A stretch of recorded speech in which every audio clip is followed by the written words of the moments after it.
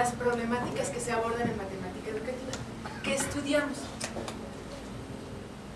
Los propósitos del seminario es explicitar el objeto de estudio de la disciplina de la matemática educativa a partir de la presentación de algunas investigaciones desarrolladas en esta disciplina. Y esto nos permitirá reconocer los problemas que son estudiados en diferentes investigaciones, sus aportes y sus límites. Entonces, hay diferentes tipos de investigaciones en matemática educativa. Nos preguntamos, ¿qué se investiga en matemática educativa? ¿Qué tipos de investigaciones se realizan en el nivel básico? O sea, en escuela primaria y secundaria. ¿Y por qué se analizan esas problemáticas? Entonces, para responder a esas preguntas que son un poco generales, yo consideré solo un documento. ¿Sí? ¿Qué es este? Se llama Los retos de la enseñanza de las matemáticas en la educación de base.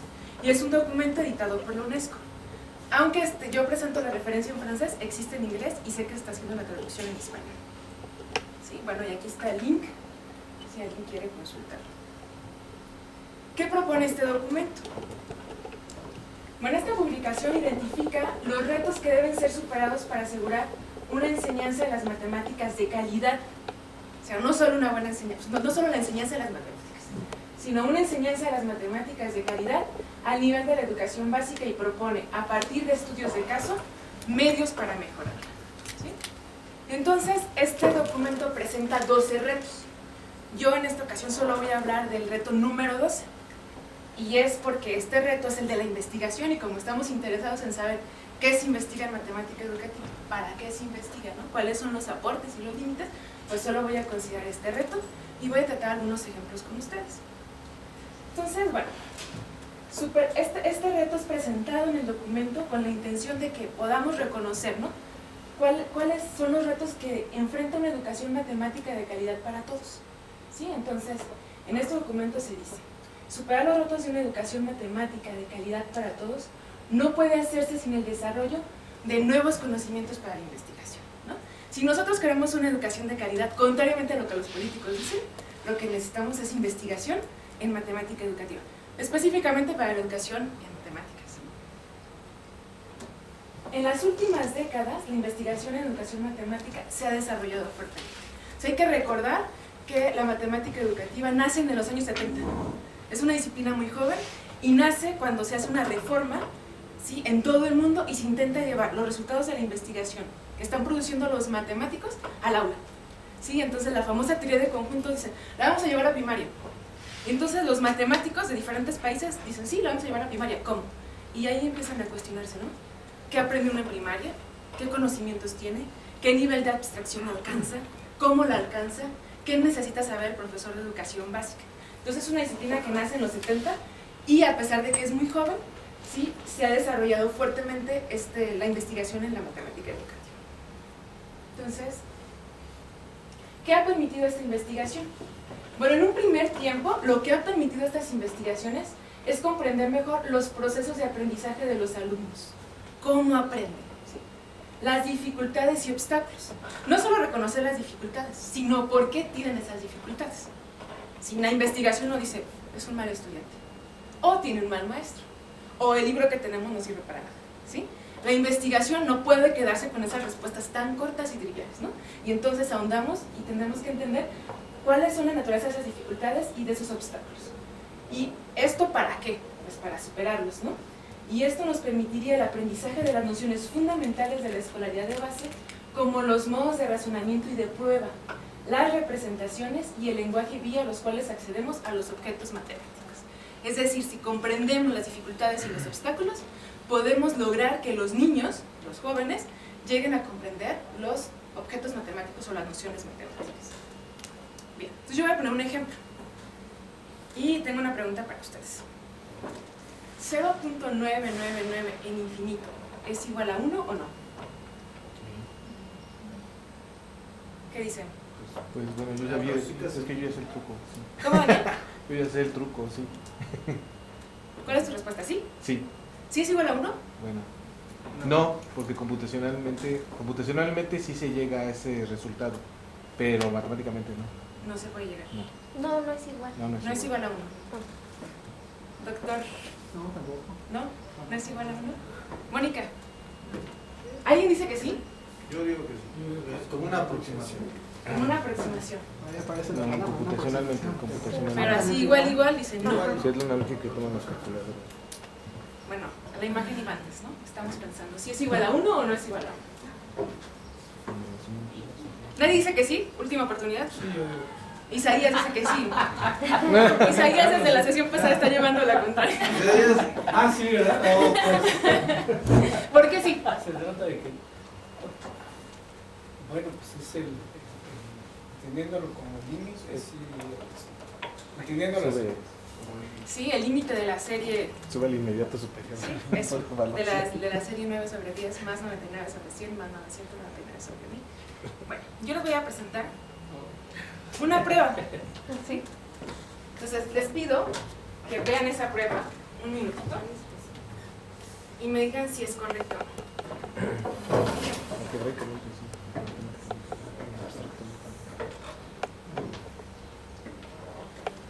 Bueno, no sé qué ya la vieron.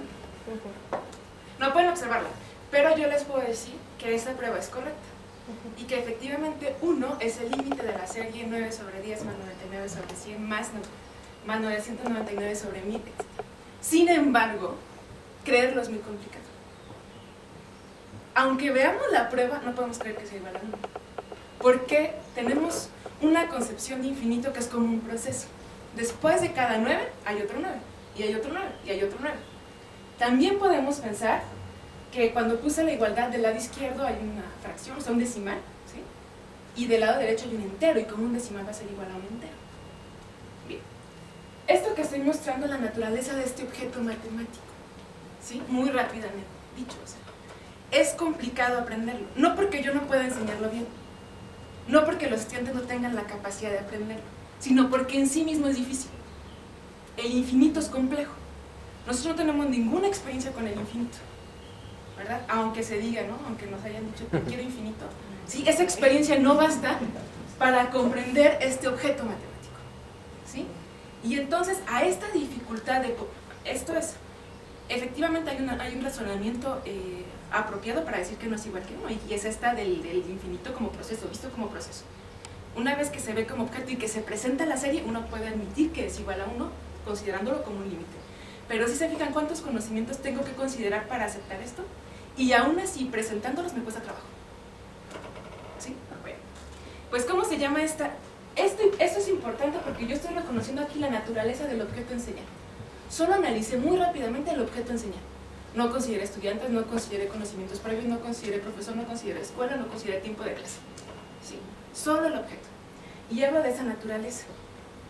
Y entonces aparece una noción, que la matemática educativa importa, ¿sí?, de la filosofía de la ciencia, y que es la noción del obstáculo epistemológico. Es decir, ese conocimiento en sí mismo presenta un obstáculo.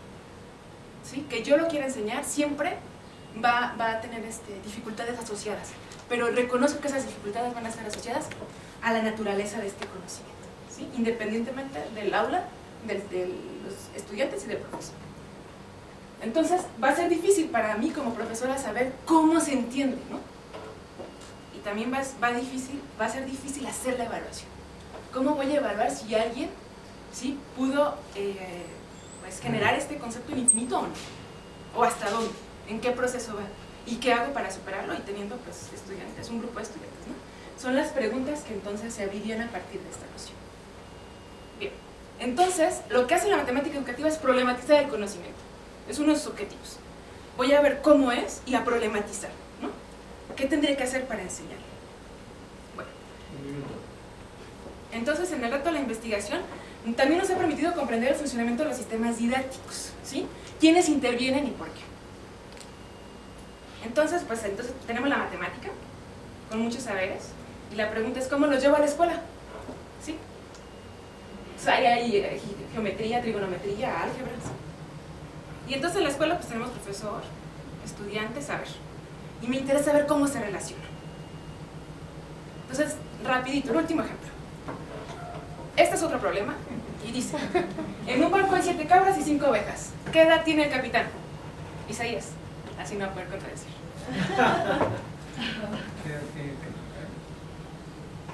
No sé, Capitán Colocho. ¿No sabes? ¿Qué edad tiene el Capitán Daniel? No. No, Daniela, o sea, tienes que tener. Ese no me enseñaron eso. Sin embargo, sí está capcioso.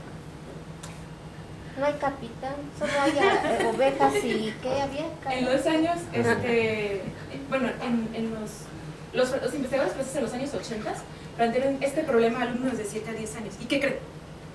La mayoría de los alumnos, sin titubear, decían 35 años. Ricardo, ¿por qué crees que contestaban? Para asociar los números, nada más.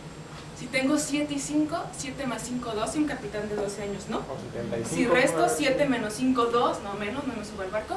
Pero si multiplico 35, bueno, un capitán de 35, aunque sea muy joven, puede llevar el barco, ¿sí? Te dije 75, pero... ¿Qué quiere decir? ¿Por qué los estudiantes operan estos datos a pesar de que no tienen ninguna relación? ¿Qué crees que puede explicar esto? Bueno, pues existen respuestas, ¿sí? Y hay una noción de contrato didáctico, el cual se genera en torno a un contenido matemático. Los estudiantes se ven obligados a responder porque el profesor jamás presenta una pregunta que no tenga respuesta. Y aunque sea obsoleto, tienen que producir una respuesta. ¿Sí? Y a este fenómeno, ¿sí?, que reconoció Rousseau principalmente, le llamó contrato didáctico. Es decir, ahora nosotros en torno a este contenido establecemos un contrato. Solo pueden hablar cuando yo les pregunte, ¿sí? Las respuestas que tienen que decir son pensadas en cierto lenguaje, de cierta manera. Y entonces eso va a afectar el fenómeno de proceso de enseñanza de las matemáticas, ¿sí? Por cierto, tengo que sacar eso es anécdota después de la presentación, es que en algún tiempo para darle el barco a un capitán pesaban la carga y hacían una relación entre la carga del barco y la edad del capitán. Y entonces, dependiendo de la edad del capitán, le podían dar un barco de menor o mayor carga. Pero llevado a la escuela así, pues, tiene sus problemas. Bueno, gracias.